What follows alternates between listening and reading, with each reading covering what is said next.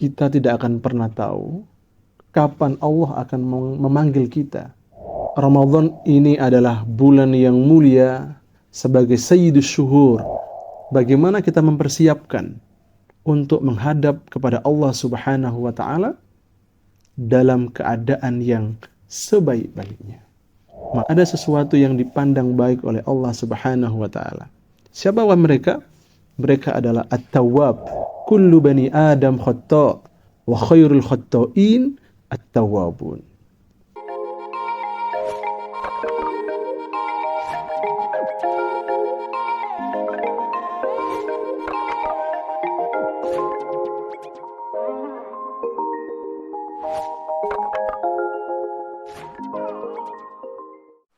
Bismillahirrahmanirrahim.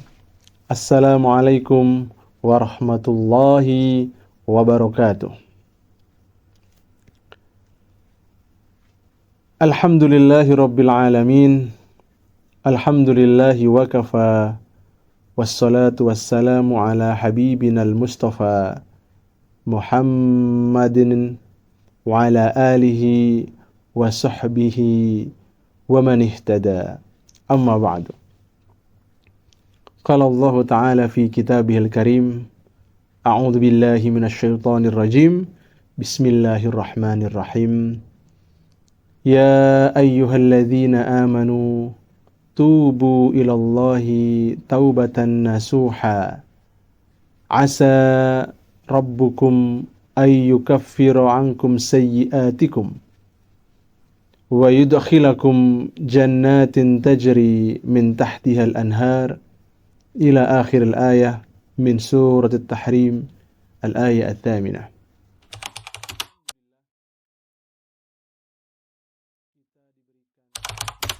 Hadirin pemirsa YouTube Fa'i UMM yang berbahagia, alhamdulillah di kesempatan kali ini kita akan membahas dan mengulas sedikit tentang Ramadan sebagai syahrut taubah atau sebagai bulannya manusia untuk bertaubat.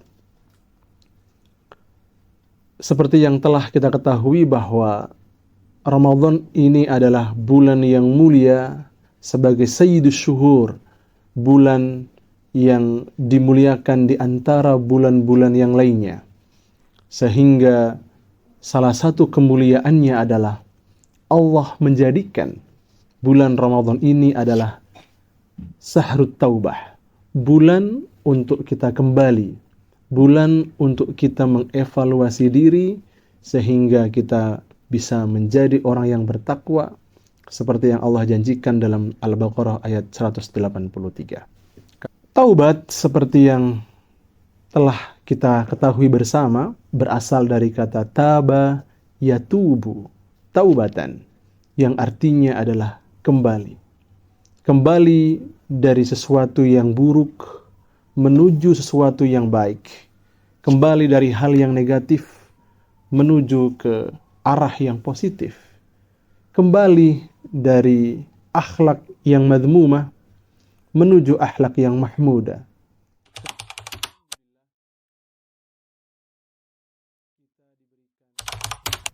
Berkaitan dengan kapan kita harus bertaubat, kita tidak akan pernah tahu kapan Allah akan memanggil kita, kapan Allah akan menyelesaikan waktu kita untuk mengarungi kehidupan ini.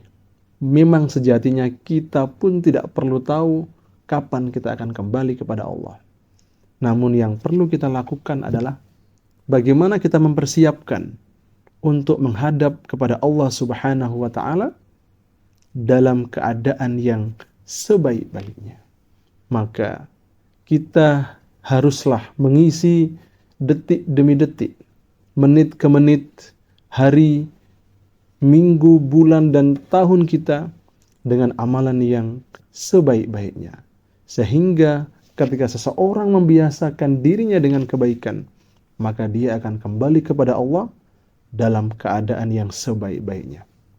Kita pun tahu bahwa dalam hadis yang diriwayatkan oleh Ibnu Majah dan Tirmidzi, Rasulullah sallallahu alaihi wasallam bersabda, "Kullu bani Adam khata' wa khairul khatta'in at-tawwabun. Pemirsa yang dirahmati oleh Allah Subhanahu wa taala. Dari hadis tadi kita bisa tahu bahwa fitrah manusia adalah melakukan khilaf, luput, salah, dan dosa. Namun dari sekian manusia yang melakukan perbuatan dosa, ada sesuatu yang dipandang baik oleh Allah Subhanahu wa taala. Siapa mereka? Mereka adalah at-tawwab.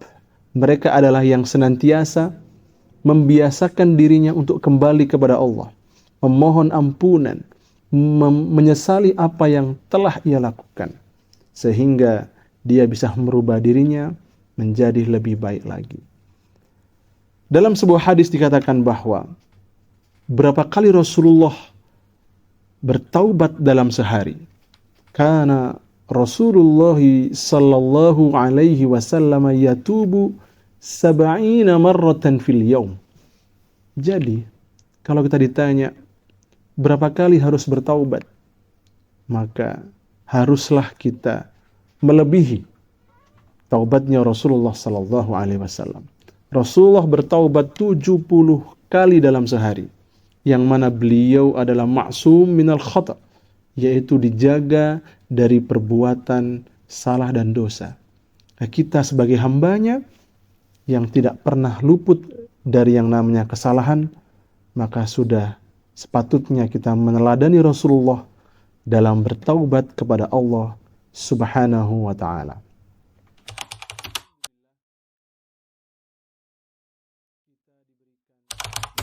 Yang pertama adalah kita berniat dalam proses bertaubat kita senantiasa hanyalah niat untuk mendapatkan ridha Allah Subhanahu wa ta'ala. Ikhlasun niyah lillahi ta'ala.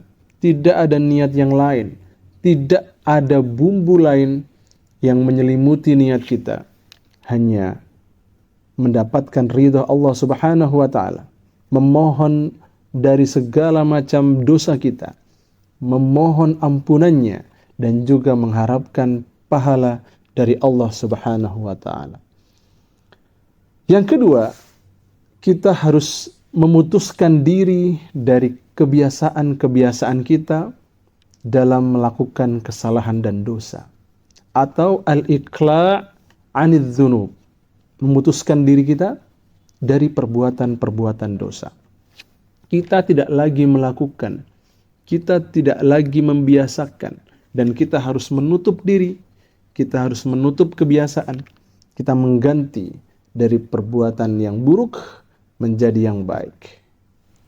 Ada satu tanda kebaikan dari Islamnya seorang Muslim, dijelaskan dalam hadis yang diriwayatkan oleh Tirmidzi. An Abi Hurairah radhiyallahu anhu qala Rasulullah sallallahu alaihi wasallam, min husni islamil mar'i tarkuhu ma la ya'nihi.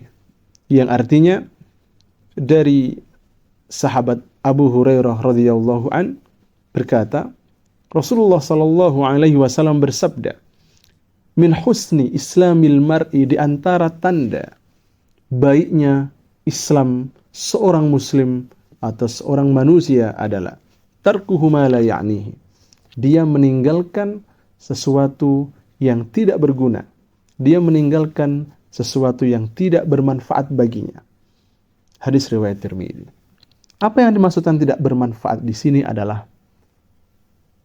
sikap, kegiatan, aktivitas yang tidak membawa dampak kepada bertambahnya pahala, aktivitas yang tidak memberikan dampak manfaat kepada sesuatu yang memberatkan timbangan kita di hari akhir nanti.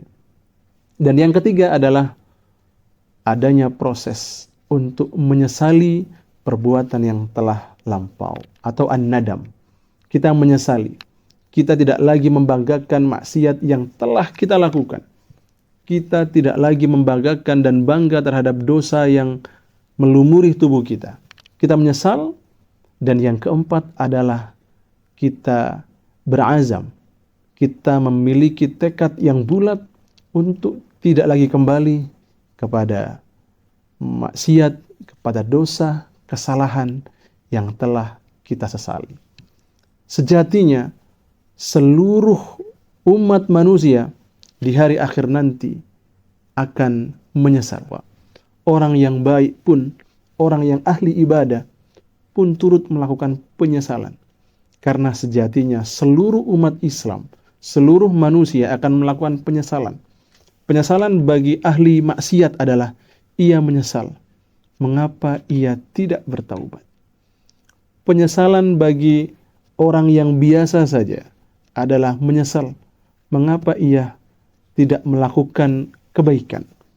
Penyesalan bagi ahli ibadah, para solihin, para syuhada, para alim adalah mengapa ia tidak memperbanyak ilmunya, ia tidak memperbanyak perjuangannya, ia tidak memperbanyak kebaikannya. Subhanallah. Semoga dalam Ramadan ini kita senantiasa memperbanyak, meningkatkan kembali kepada Allah Subhanahu wa taala dari amalan-amalan kita yang diselimuti dengan kesalahan, luput, dan dosa.